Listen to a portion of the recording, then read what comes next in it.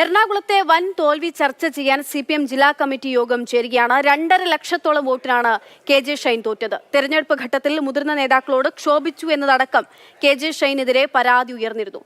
രാഗിൻ വിവരങ്ങൾ നൽകാനായിട്ടുണ്ട്. രാഗിൻ, ചർച്ച എങ്ങനെ പുരോഗമിക്കുന്നു? ഈ ഇത്രയും വലിയ ഒരു തോൽവിക്ക്, പരാജയത്തിന് കാരണം KJ ഷൈനിന്റെ സ്ഥാനാർത്ഥിത്വം തന്നെയാണ് എന്നുള്ളൊരു വിലയിരുത്തലിലേക്ക് എത്തുന്നുണ്ടോ എറണാകുളത്തെ CPM?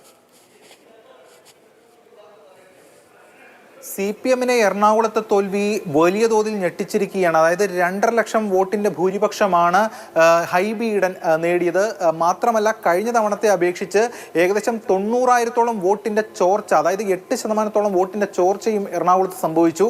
2019-ൽ P രാജീവ് 1,69,000-ഓളം വോട്ടിനാണ് തോറ്റത്. അന്ന് അതിൽ നിന്നും മെച്ചപ്പെടുത്തുക, അല്ലെങ്കിൽ ആ നിലയിലൊക്കെ മാറി കൂടുതൽ മെച്ചപ്പെടുത്തുക എന്ന ഉദ്ദേശത്തോടുകൂടിയാണ് ഇപ്രാവശ്യം സ്ഥാനാർത്ഥി നിർണ്ണയം ഉൾപ്പെടെ നടത്തിയത്.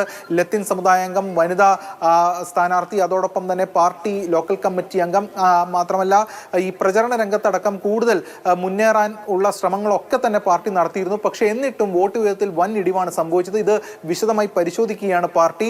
പ്രാഥമികമായിട്ടുള്ള വിലയിരുത്തലിലേക്ക് ഇന്നത്തെ യോഗം എത്തുമെന്നാണ് അറിയാൻ കഴിയുന്നത്. ഇതോടൊപ്പം തന്നെ KJ ഷൈനെതിരെ ചില പരാതികളും ചില നേതാക്കൾ ഉന്നയിച്ചിട്ടുണ്ട്. അതായത് ഈ മുതിർന്ന നേതാക്കളോടക്കം ശോഭിച്ചു, മറ്റ് ചില കാര്യങ്ങൾ ഉൾപ്പെടെയുള്ള കാര്യങ്ങളും മുന്നോട്ട് വച്ചിട്ടുണ്ട്. പക്ഷേ റിട്ടേൺ ആയിട്ടുള്ള പരാതികളല്ല, അല്ലാതെ നേതൃത്വത്തിന് മുൻപാകെ പരാതിയായി വന്നിട്ടുണ്ട്. ഇതും ഇന്നത്തെ യോഗത്തിൽ ചർച്ച ചെയ്യുന്നുണ്ട്. എന്തായാലും നേരത്തെ സംഘടനാ നടപടി അടക്കം എറണാകുളത്ത് പല തെരഞ്ഞെടുപ്പ് ഘട്ടങ്ങളിലും ഉണ്ടായിട്ടുണ്ട്. തൃപ്പൂണിത്തുറയിലാണെങ്കിലും തൃക്കാക്കരയിലാണെങ്കിലും ഒക്കെ തന്നെ CPM-ൽ ആ നേതാക്കളെയൊക്കെ ഈ തെരഞ്ഞെടുപ്പിന് തൊട്ടു മുൻപാണ് പലരെയും അക്കോമഡേറ്റ് ചെയ്തത് പാർട്ടി.